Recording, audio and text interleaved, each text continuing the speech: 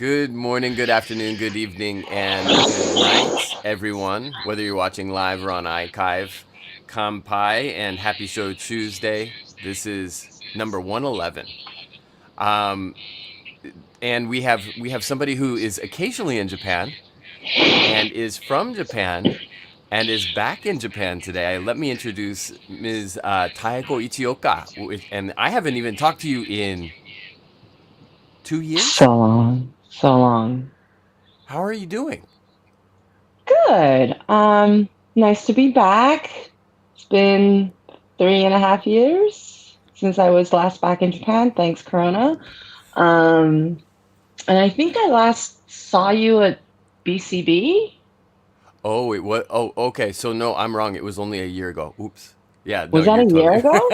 Oh, The 2021 iteration was in August of last year, so it's about a year. It feels feels a like lot longer. forever You, ago. you are not kidding. So you're Genki, happy, healthy, the whole thing? I'll find out if I'm healthy after my health check. But feeling genki, yeah. Good, good. Yeah. Well, they say that shochu is good for you, so I'm sure Oh, only I'm positive telling things you. coming out. The 2 weeks that I've been here, I've been basically just drinking lemon sours at izakayas and from cans, from convenies. The next morning's just so much easier. So much easier. Word. Yep, 100%. And we Hmm. have somebody in the on YouTube who's very excited to hear more about your company. Your company being Mizu Shochu, Mizu short for Hmm. Mizuno Mai Shochu, a Yeah. specialty out of Saga Prefecture. And we'll let you get to that a bit more in a moment. But just so you know, we got folks on YouTube paying attention, and of course Facebook as well. Yeah, so everybody Hmm. out there, please let us know what's in your drinks, what's in your cup, and we'll respond accordingly, especially if we're inspired. But just cognizant of time, let's move on to the booze news here, the first section of the show every week. What's going on in the world of Japanese spirits, Taeko? Um, I would say that still Japanese whiskeys and gins are very, very popular, but there has been more activations from different brands for shochu, and I definitely feel that the government funding's making a bit of a wave. There's been Shochu Week in New York twice this year. This Nice. year, last year, this year, yeah. Uh huh. And people, bartenders are responding to it. They're saying there needs to be more of this in bars, and they're very eager to try all the different kinds of shochu because they realize every single bottle is different. Uh huh. Yeah. Yeah. So people are taking part in like BCBs and Tales of the Cocktail and really putting themselves out there. Yeah, speaking of which, I'm sharing the webpage for Tales of the Cocktail this year, July 25th to 29th in New Orleans, of course. You're involved? You're going to be down there? Yes, I'll be down there on Tuesday. We'll be having a highball happy hour and serving Mizumai Chuhais with the most fun and talented bartenders from ROKC up in Harlem and NR in the Upper East Side. So Joji and Tetsuo will be shaking up some delicious Chuhais for us. Nice. That sounds fantastic. Can't wait to hear more about that. I won't be back in the States until geez, late August, I think, so I'm going to miss it entirely, but that sounds like a good one if you can travel. Tales of the Cocktails back in person, which is very, Yeah. very good to see. Um, awesome. Okay. Yeah, I think we may be having a little bit of audio issues on. We just got a comment on Facebook. Can you Is it on my try side?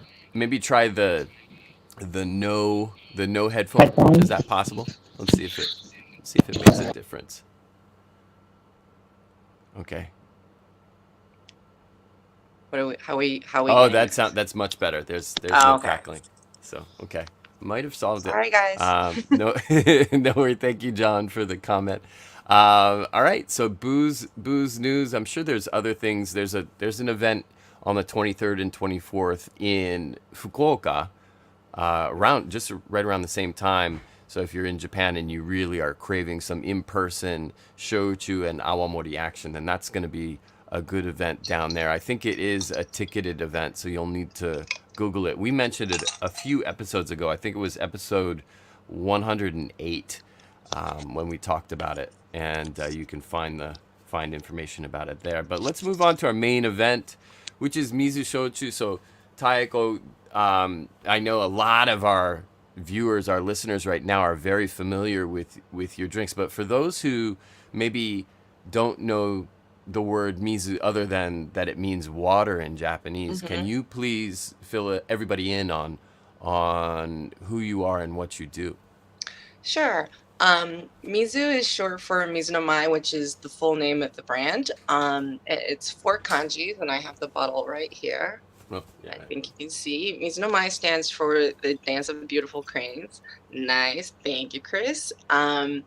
It represents basically the flavor profile or the characteristics of our high proof shochu, in that it's elegant yet fun and exciting. A lot of our shochu, or all of our shochu, has very robust flavors and aromatics, partly because it is higher proof. It's 35% alcohol, so it's much closer to a genshu than your average kind of shochu that you can get at your konbinis and your liquor stores. We pride ourselves in really kind of exposing the beautiful spirit to everyone outside of Japan, and to really push the idea that it's a spirit. When it's 25%, it's kind of in the middle ground, and a lot of people get confused as to what is it? Is it sake? Is it wine? Is it, a spirit? So we made sure to bottle our shochu at a higher proof to make sure that people can enjoy this as a spirit. So you can sip it, you can shake it, you can stir it, and of course you can drink it as a chuhai. We have 4 expressions now. We have the traditional Saga barley, which is an Iki style shochu. Assuming everybody watching this already know what that is, but it is a barley rice black koji shochu, based on a 400-year plus recipe off the island of Iki. Very smooth, tropical notes of like ripe fruit. It's literally so easy to drink, versatile, goes in any drinks. And then we have the lemongrass that you had holding up just a minute ago. This is the yellow with the yellow sash on it. Yes, we use locally sourced organic lemongrass. So in Takeo, the onsen city of Takeo in Saga Prefecture, they do grow lemongrass, which is crazy. It is. And we distilled it with rice, which is delicious.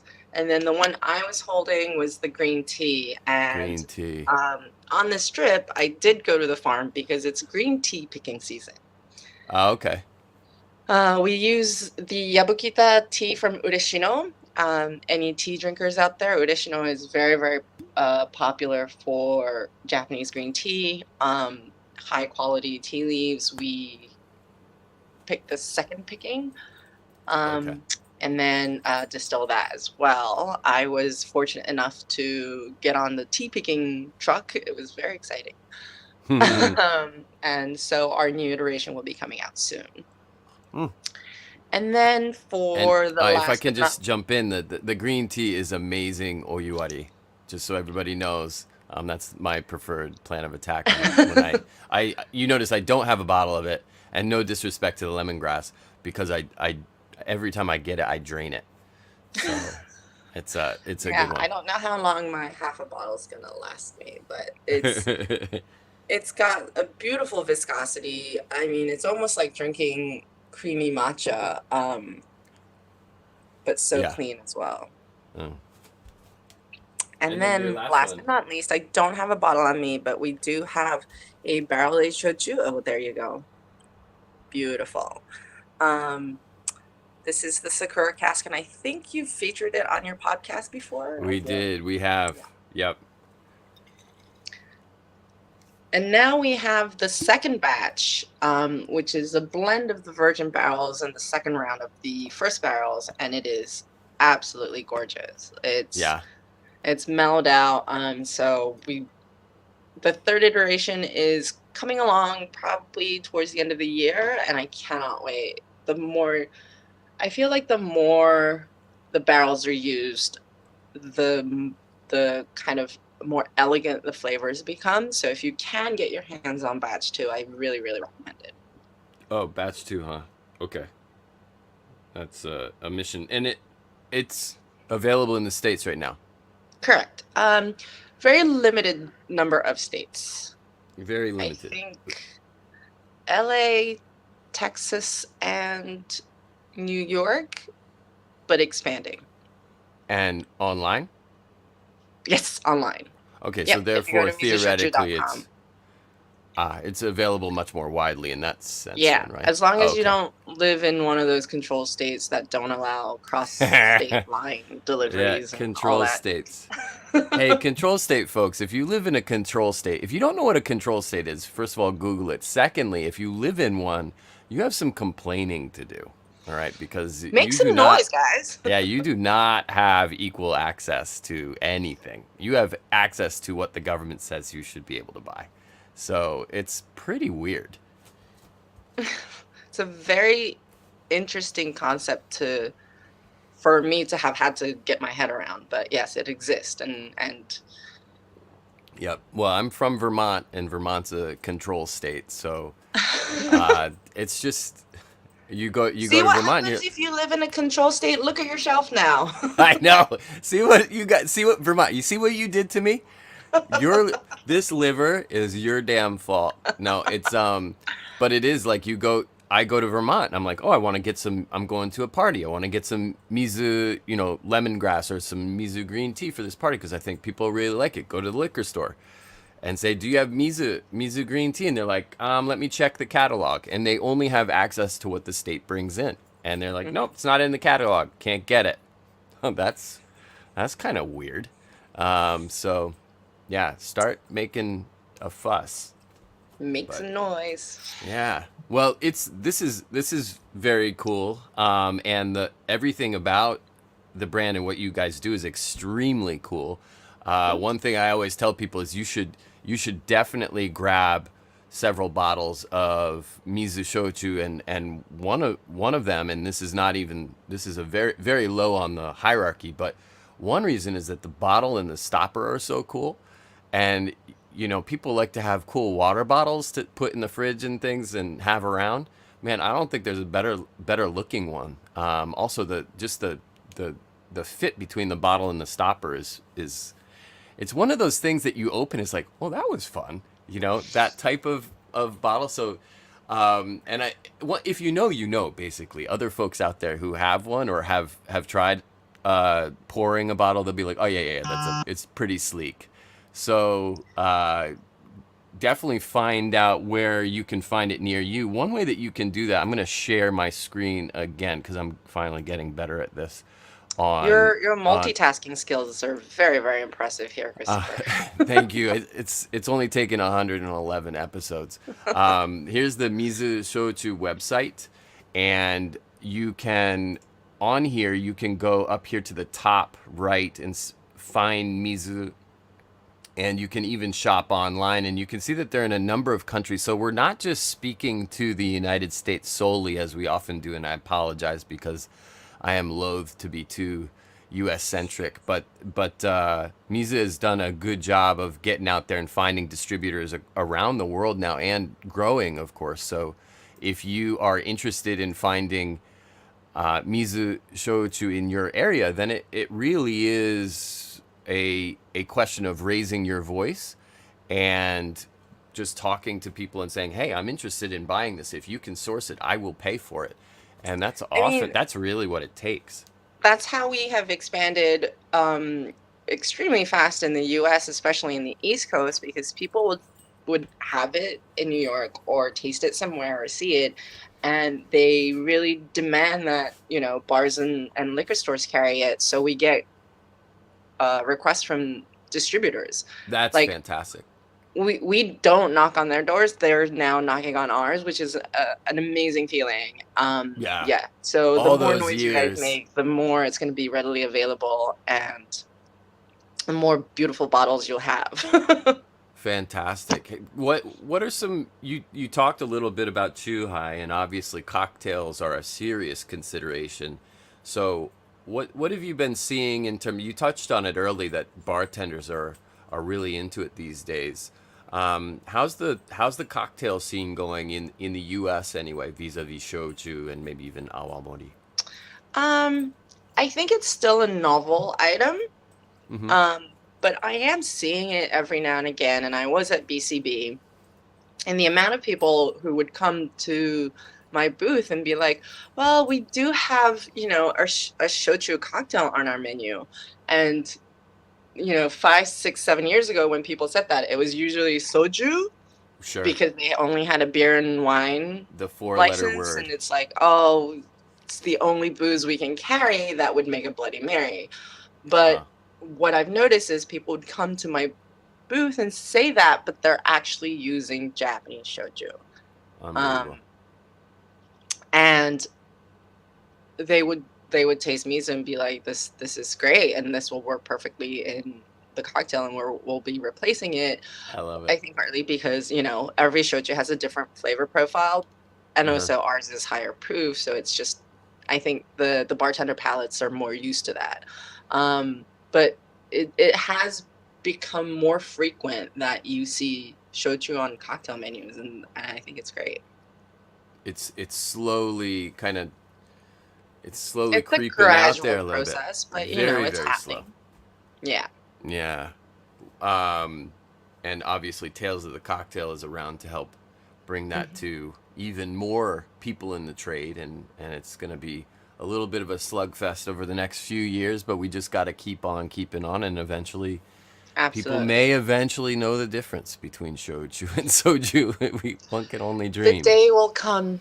Yeah, geez.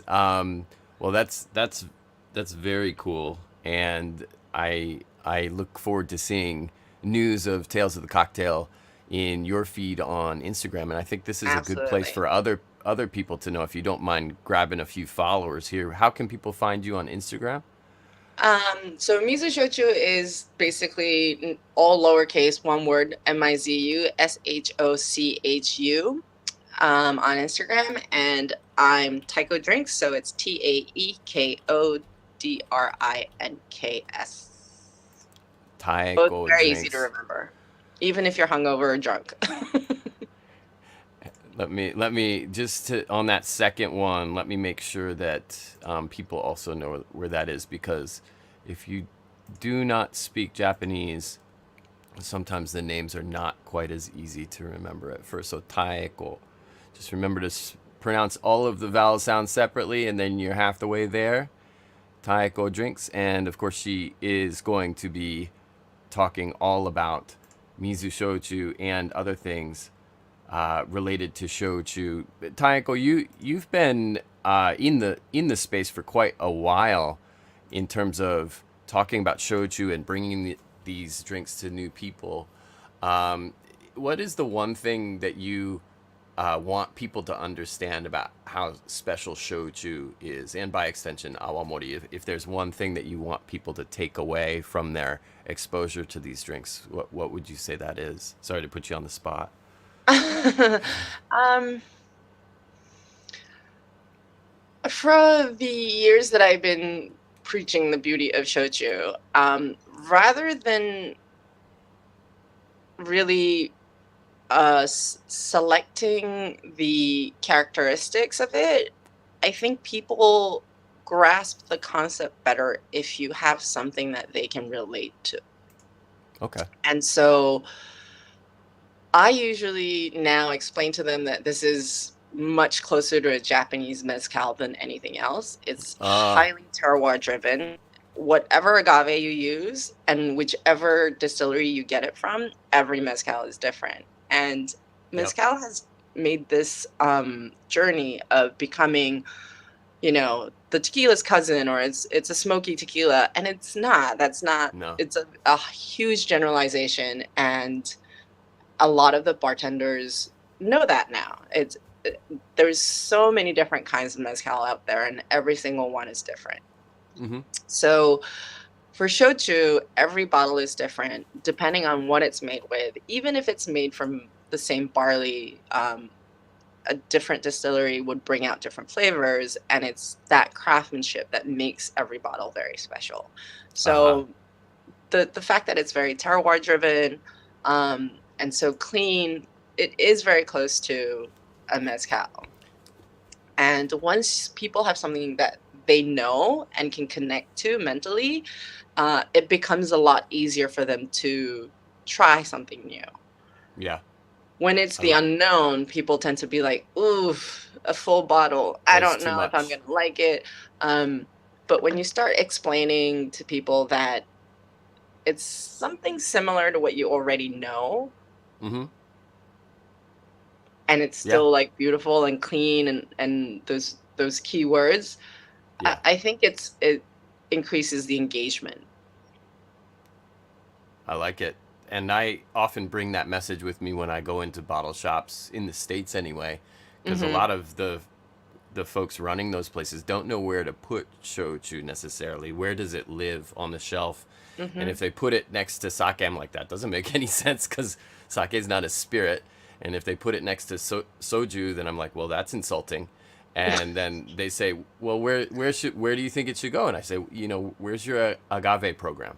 Yeah. Because shochu is about the people, the place, and the process, and the ingredients are key, and everything's different, and everything expresses as it should, given the people, the place, and the process. So, yeah, it's much more of what you just mentioned. It's more like the agave program, the mezcal program, not the Yeah. entire, not all tequila. We're talking mezcal in And particular. yes, I would love to talk about, different koji and like single distillation, no additives Mm-hmm. and all that Mm-hmm. technical stuff. But if Mm-hmm. you don't get, you know, the mouse If to you the glass, then you there haven't even you got to begun. get to the starting point. Yeah. Yep, yep. You're not even at the starting line if they can't appreciate it for something that if they can't find those touchstones of where it resides in their own life experience, then you're Hmm. really just kind of you're on a surfboard out in the waves without a fin. So And those are scaries. yep.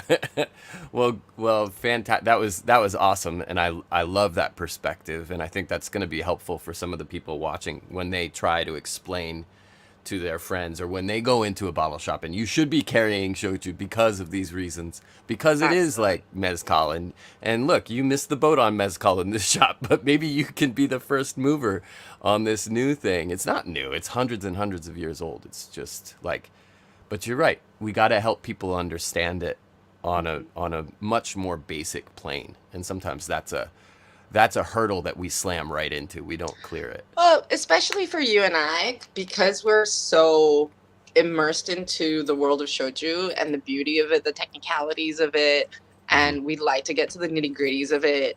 Um, those are for like the very advanced people. Those are for Sure. the veterans, The like nerds. the nerds and the geeks and people who really want to get to know more about shochu. But I think baby steps, Yep, baby I steps. I totally agree. I'll drink to that. This is awesome, but I want to keep it short, and I want to be cognizant of your time. We normally end with a recently open or a bottle kill. I don't know if you have anything to share. I'm putting you on the spot. Um, I did have a delicious emo shochu, which your partner Stephen In Lyman might crime. kill me for sharing because it was an absolutely delicious and rare bottle. Rare in the sense that it is a jizake, like the distillery doesn't really distribute it outside of its neighborhood. Sure. Um, I know what you're talking about. Rokudaime is an Rokudaime emo Yuri. shochu, which was it just blew my mind. It was just so delicious, like Yep. Yep. I soft yet strong is like my vocabulary is very limiting right now. But it's so good. Yep. And it it's is not available anywhere. yeah, I made my way, trekked to Shochu Authority yesterday. Couldn't find it. Even on the internet, it's a very hard to come by. But I will say the what's in my glass, and it's the latest post on my Instagram too. Coca-Cola Chuhais. They're Am I all doing right. it right? Yeah. The yeah, lemon you're doing dole, insane, Yeah. insane for a non-alcoholic beverage brand to make something this delicious. Their first ever alcoholic product in the world of Coca-Cola. Yeah. From Coca-Cola. I mean, and these are a lot of them are 9%, and that's very un-Japanese. Yeah. But if you guys have not tried this, I know you featured it in your podcast.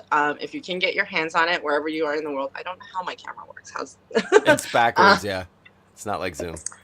They have about 5 or 6 different SKUs. Yeah, I mean, at least right in my local konbini, I know I can get at least 3 of them. So I'm sure they're up over. Yeah, they keep on hitting home runs. They're delicious, guys. Easy access, easy to drink on your, weeknights in front of the TV. On the walk home. Yep. If you can get your hands on it, do it, guys. Coca-Cola did a great job. They did, and it is a shochu base chuhai, so that's pretty cool. I don't know if people are still checking the ingredients label, but yeah, well, that's so that one's not recently open. That's a soon to be killed, maybe this evening, right? But recently I like it. Opened and soon to be killed. These are smaller cans, Yeah, they're right. They're like, did you ever drink Clearly Canadian? Those bottles were impossibly small. I always anything where the vessel size, the fill size is too small, I call it Clearly Canadian. Anyways, fantastic. Thank you for those, and both are great. Rokudai Meiyuri, which is a favorite of mine, and then the Coca-Cola portfolio of Chuhai is punches above its weight, both in terms of cost performance and in terms of just general flavor. So good work. I don't think I'd ever give Coca-Cola a pat on the back, but I hadn't touched a Coca-Cola product in God knows how long because I don't. Yeah, that's the way to put it. I think that's the way to put it. Yep. Yeah. Excellent. Well, thank you so much for your time, Taeko, and thank you everybody out there around the world for joining another edition of Shochu'sday, where we talk all about Japan's best kept secrets, and we'll be back again next week, same time, same place for episode 112. But until then, from both Taeko and myself here in Japan to all of you around the world, a very hearty and heartfelt kanpai. Kanpai.